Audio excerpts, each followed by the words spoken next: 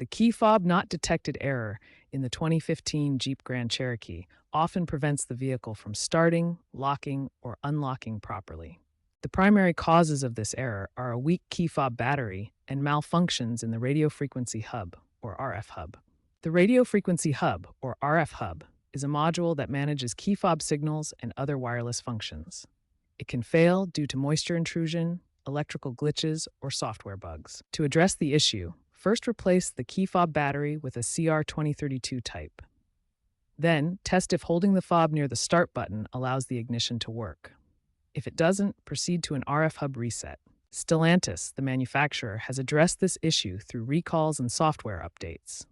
Check your vehicle's VIN on their website to see if it's covered.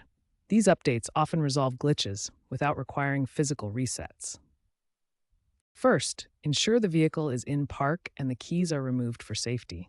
Then, disconnect the vehicle's battery for 10 to 15 minutes to reset the RF hub. After reconnecting the battery, reprogram the key fobs through the vehicle's menu. Navigate to Vehicle Settings and select Key Programming to complete the process.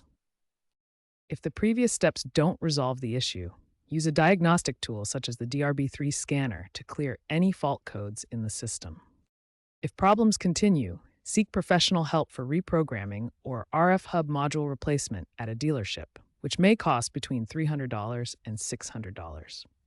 Remember, software-based fixes through over-the-air updates are becoming more common.